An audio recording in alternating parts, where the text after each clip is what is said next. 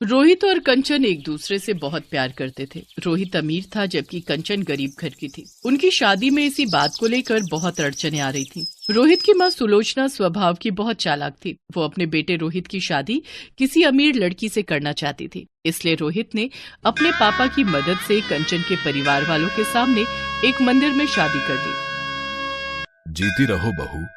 पापा, आपको लगता है मम्मी इस शादी को मंजूरी देंगी?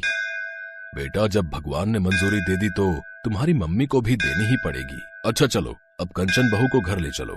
माँ, मुझे आशीर्वाद दो कि मैं सासू माँ का दिल जीत सकूं। बेटी, मुझे पता है तू एक न एक दिन अपनी सासू माँ का दिल जरूर जीत लेगी और मेरा आशीर्वाद हमेशा तेरे साथ है। कंचन रोहित और अपने ससुर के साथ घर पहुँचती है, पर ये क्या, जैसा सोचा था उसका बिल्कुल उल्टा हुआ। उसकी सासू माँ ने कंचन को देखकर बिल्कुल भी गुस्सा नहीं किया। वो तो खुशी से थाली सजाकर उन दोनों की आरती करने लगी। ये देखकर रोहित और उसके पापा हैरान रह गए। उन्हें तो लगा कि सुलोचना पूरे घर को सिर पर उठा लेगी, पर ऐसा कुछ भी नहीं हुआ। सुलोचना ने कंचन का बहुत प्यार से स्वागत किया। आओ बहू, अंदर आओ, नए घर में तुम्हारा स्वागत है। देखो जी, शादी तो तुम चुपचाप कराए, पर रिसेप्शन में बहुत बड़ा करना चाहती हूँ। मेरे भी तो अरमान है कि आस पड़ोस और रिश्तेदार सब मेरी बहू को देखे। हाँ सुलोचना, बिल्कुल, मैं आज ही रिसेप्शन के सारे इंतजाम करता हूँ। कंचन खुश थी कि उसकी सास ने उसे अपना लिया था, पर ऐसा कुछ भी नहीं था। सुलोचना बहुत चालाक थी। वो अपने मन में कोई और ही खिचड़ी पका रही थी। मैं ये झूठे प्यार का नाटक ज्यादा दिन नहीं कर सकती। मुझे कुछ और ही सोचना होगा, हाँ, ताकि मैं इस लड़की को अपने घर से निकाल सकूं।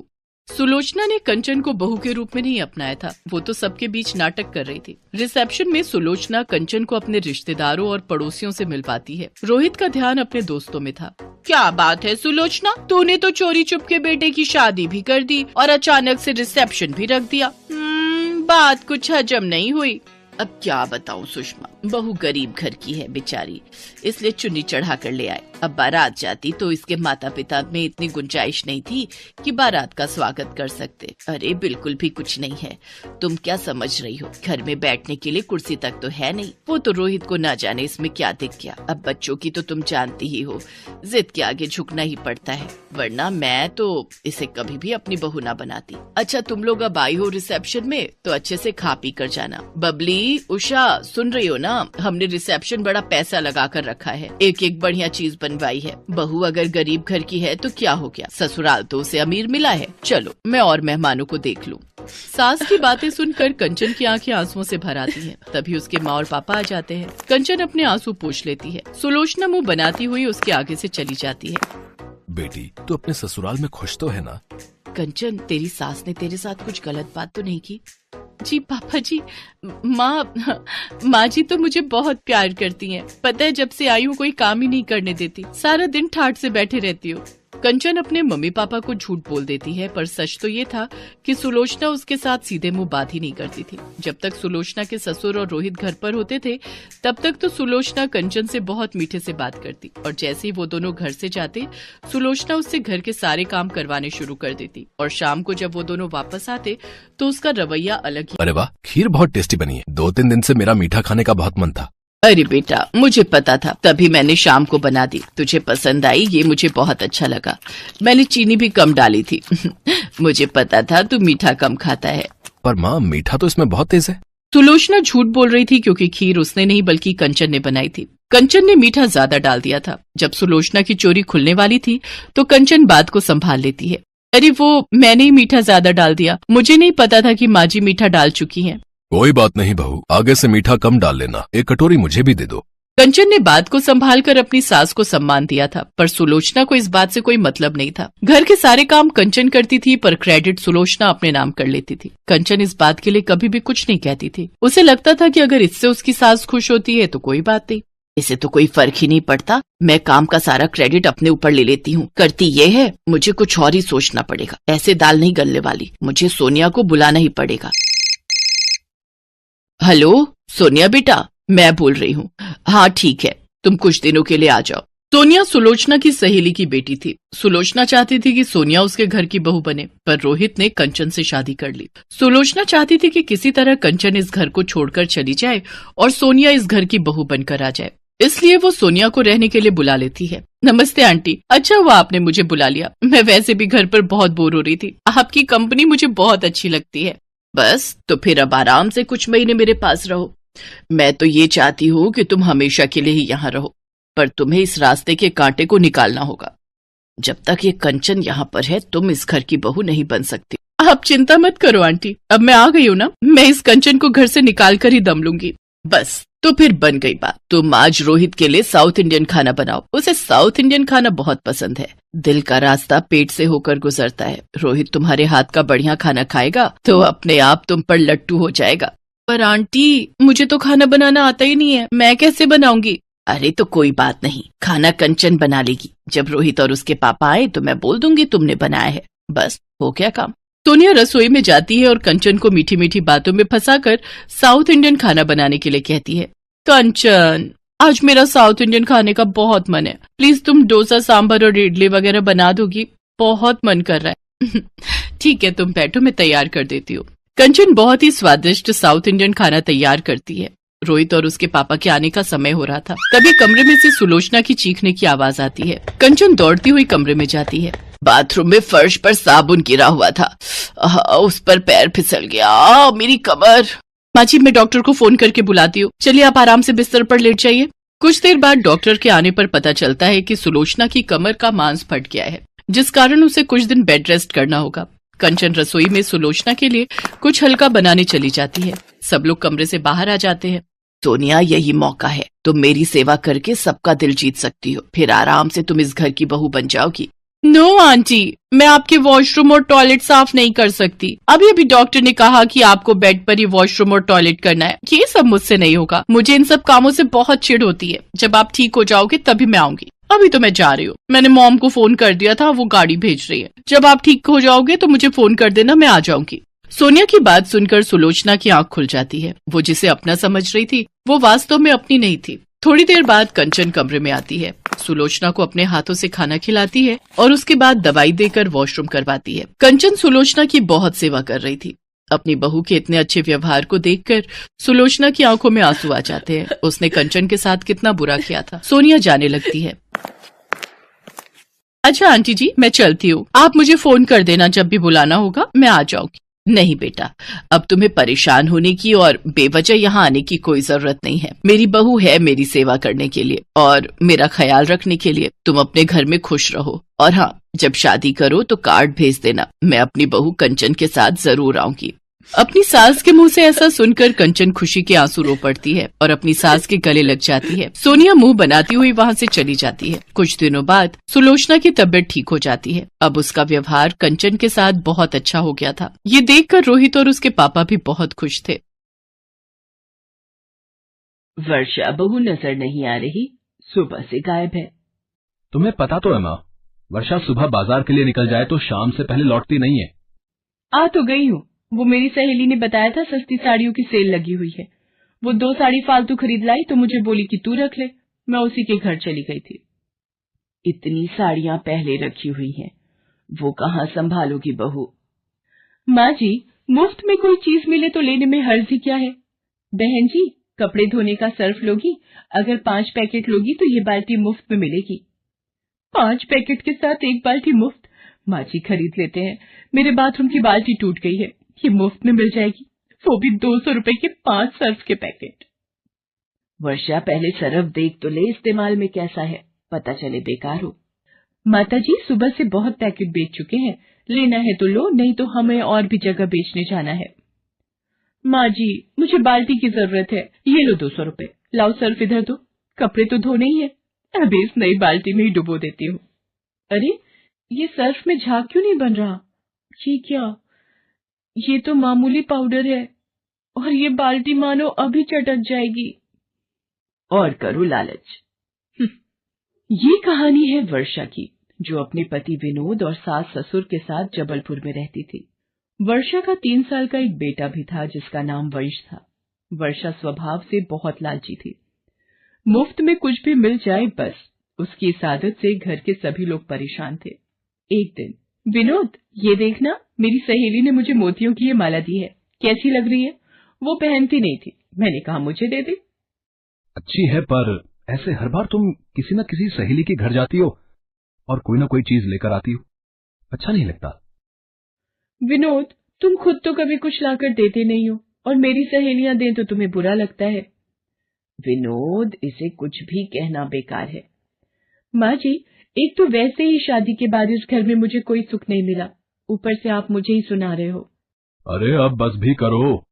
तुम लोगों की सारा दिन चिक चिक सुनकर मोहल्ले वाले भी कहते हैं कोई भिंडी बाजार है हमारा घर। वंश, आओ, तुम्हें तैयार कर दूं, बर्थडे में जाने का समय हो रहा है। अब आज किसका जन्मदिन है जो दोनों माँ बेटे तैयार होकर जा रहे हो? दादी, मेरे दोस्त दीपक का बर्थडे है। वो बहुत बड़े फार्म हाउस में पार्टी दे रहा है, इसलिए मम्मी पापा दोनों को ले जा रहा हूँ। ये सफेद कमीज और कोट पहन लेना जी, तुम्हारे लिए कल स्पेशल खरीद कर लाई थी। इतने पैसे वाले लोगों के बीच कुछ तो ढंग के दिखो। वर्षा विनोद और वंश के साथ बर्थडे पार्टी में पहुंचती है। वहां पर उसे उसकी सहेली मीनल मिल जाती है। अरे वर्षा, और बता कैसी है? कोई बड़े दिनों बाद मिलना हुआ। ये तो तूने वही साड़ी पहनी है ना जो मैंने तुझे सस्ते दामों पर बेच दी थी। यहाँ तो चुप हो जा मीनल, वो तो काफी पुरानी बात हो गई, किसी ने सुन लिया तो। वर्षा, जरा इधर आना। देखा, मैं तभी बोल रहा था, यूं लालच में आकर बिना सोचे समझे कुछ भी खरीदती रहती हो। मम्मी, मुझे भी इस साल अपना बर्थडे ऐसे ही फार्म हाउस पर मनाना है। इतनी धूमधाम से जन्मदिन मनाना बेटे तेरे पापा के बस की बात नहीं है, भूल जा। किसी बड़े खानदान में पैदा हो जाता तो शायद ऐसा धूमधाम वाला जन्मदिन मना पाता। चलो, काफी देर हो गई है, ऑटो भी नहीं मिलेगा। क्या हुआ वंश बेटा, दीपक के साथ कुछ देर और खेल लो। बस सर, ऑटो मिल जाए तो टाइम से घर पहुंच जाएंगे।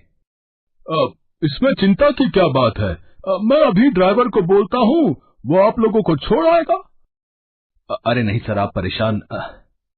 वो हमारी गाड़ी ठीक होने गई है, इसलिए हम कैब करके आए थे, अब हो नहीं रही तो ऑटो। विनोद, जब मिस्टर अरोड़ा इतना जोर दे रहे हैं तो चल लेते हैं। बड़ी गाड़ी में बैठने का अलग ही मजा है, और ऑटो के पैसे भी बच जाएंगे। वर्षा विनोद को जबरदस्ती मिस्टर अरोड़ा की गाड़ी में चलने के लिए कहती है, और मजबूरीवश विनोद को उसका कहना मानना पड़ता है। जब से वर्षा बड़ी गाड़ी में बैठकर आई थी, तब से ना जाने रोजाना कौन से सपनों में खो जाती थी। ऐसे ही एक दिन, काश इतनी बड़ी गाड़ी हमारे पास भी होती तो उसमें सचमुच कितना मजा आता। आलीशान घर, बड़ी गाड़ी, दौलत, शोहरत, सब कुछ हो तो कितना मजा है जिंदगी जीने का। बेटी, दौलत शोहरत से खुशियां नहीं खरीदी जा सकती। आप कौन हो जो मुझे ये उपदेश दे रहे हो? और कौन कहता है पैसा सारी खुशियां नहीं देता?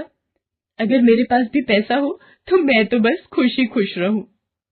अच्छा, चलो एक काम करो, मैं तुम्हें नोट छापने की एक मशीन दूंगा, पर वो एक जादुई मशीन होगी जो रोजाना घर में से कोई भी एक चीज लेकर बदले में तुम्हें नोट देगी।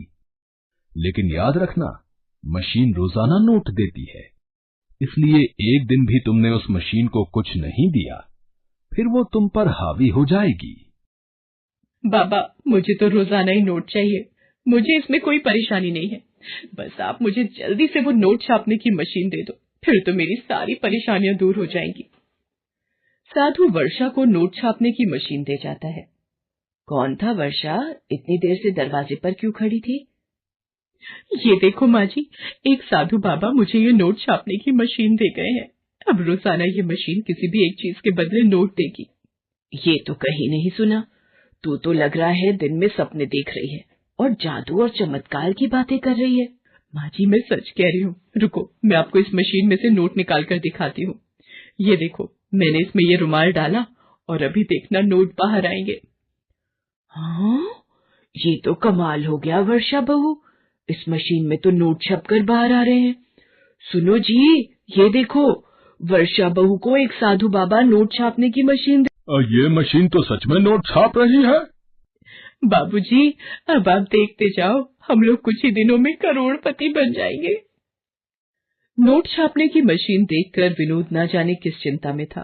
वो वर्षा से बोला, वर्षा, मुझे कुछ ठीक नहीं लग रहा है, इस तरह से मशीनों में कोई चीज डालकर नोट निकालना गलत है।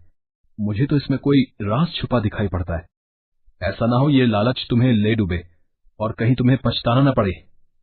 अरे पछताऊंगी क्यों, जब रोजाना नोट हाथ में आएंगे तो फिर तो मानो रोज दिवाली। आओ माँ जी, आओ माँ जी, आज हम ढेर सारी शॉपिंग करने चलते हैं। मुझे कुछ चीजें दे दो ताकि मशीन में से नोट निकाल सकूं। मम्मी मुझे भी ढेर सारे महंगे खिलौने खरीदने हैं। मेरे दोस्त दीपक के पास बहुत बढ़िया और महंगे खिलौने हैं। ठीक है, आज तुम जितने मर्जी खिलौने खरीद लेना। मेरे पास बहुत पैसे हैं जो कभी खत्म नहीं होंगे। इस तरह वर्षा ने पैसे आते ही घर का नक्शा बदल दिया। नया घर, गाड़ी, धन दौलत सब कुछ उसके पास आ गया। एक दिन, हेलो मीनल, मेरे बेटे वंश का हैप्पी बर्थडे है, तो तुम्हें भी आना है। बहुत बड़े 5 स्टार होटल में पार्टी दे रही हूँ। ठीक है, बाय। वर्षा, ये क्या, तुम वंश के जन्मदिन की पार्टी दे रही हो? अरे, आज जब हमारे पास पैसों की कोई कमी नहीं है तो हम अपने वंश का जन्मदिन बहुत धूमधाम से मना सकते हैं। वर्षा वंश के जन्मदिन की तैयारियां कर रही थी। अचानक, विनोद, तुमने वंश को देखा है? दिखाई नहीं दे रहा। अपने कमरे में होगा। इतने सारे वीडियो गेम, महंगे खिलौने तुमने लाकर दे दिए, अब तो उन्हीं में लगा रहता है। वर्षा, सुबह से वंश अपने कमरे में ही बैठा है। मैं वंश को बुलाकर लाता हूँ। वंश बेटा, वंश कहाँ हो? वंश कहाँ गया? मेरा मन घबरा रहा है। ऐसे घर से कहाँ जा सकता है? इधर उधर जरा पड़ोस में ढूंढो। आज जन्मदिन पर हमारे पैर छूने भी नहीं आया, नहीं तो सबसे पहले उठकर हमारे पास आता है। ये नोट मशीन में वंश की टी शर्ट कैसे नजर आ रही है? वंश, वंश, इसका मतलब नोट मेरे वंश को खा गई। क्या हुआ, रोने क्यों लगी? विनोद, मुझे साधु बाबा ने बोला था अगर इस नोट मशीन में एक भी दिन कुछ नहीं गया तो ये हम पर हावी हो जाएगी, और ऐसा ही हुआ। आज मैंने मशीन का इस्तेमाल नहीं किया तो इस मशीन ने खुद से मेरे वंश को अपने में ले लिया, और ये देखो बदले में नोट छपे हुए। मेरे बच्चे के बिना मैं क्या ऐश करूंगी। वर्षा रोने लगती है, पर नोट वाली मशीन वर्षा के पति विनोद, सास और ससुर तीनों को खींच लेती है और बदले में ढेर सारे नोट मशीन से बाहर आ जाते हैं। ये नहीं हो सकता। मैं अपने परिवार के बिना ये सब धन दौलत क्या करूंगी? मेरी असली दौलत तो मेरा परिवार है। साधु बाबा आप सही कह रहे थे, मुफ्त का धन खुशी नहीं देता, मेहनत से जितना भी कमाओ खुशी देता है।